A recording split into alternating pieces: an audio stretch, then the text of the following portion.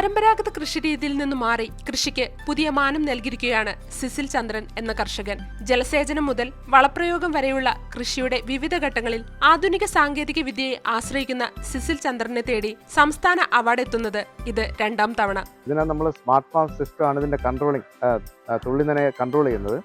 ഇതിന് വെള്ളം കുറഞ്ഞു കഴിഞ്ഞാൽ നമുക്കിപ്പോൾ ഒരു 30% വരെ താഴെയാണെങ്കിൽ ഓട്ടോമാറ്റിക്കലായിട്ട് ആവശ്യമായിട്ടുള്ള നന ഇതിൽ തന്നെ ക്രമീകരിക്കുകയാണ്. ഇതിനാവശ്യമായ ഒരു എബൌട്ട് 40% 60% വന്നു കഴിഞ്ഞാൽ ഓട്ടോമാറ്റിക്കലായി ട്രിപ്പ് ആവും.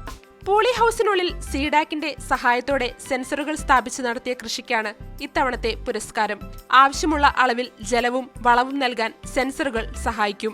വളത്തിന്റെ അളവിൽ കൂടുതലോ കുറവോ ഉണ്ടെങ്കിൽ ഇവ മുന്നറിയിപ്പ് നൽകും. അന്തരീക്ഷത്തിലെ ജലാംശം, താപനില, സൂര്യപ്രകാശം എന്നിവ അറിയാനും സെൻസർ സഹായിക്കുന്നുണ്ട്. സലാഡ്, വെള്ളരി, പാവൽ, പയർ, വെണ്ട, ബീട്രൂട്ട്, ക്യാബേജ്, ബ്രൊക്കോളി എന്നിവ കൃഷി ചെയ്ത് സിസിൽ ചന്ദ്രന് ലഭിച്ചത് 100 മേനി വിളവാണ്.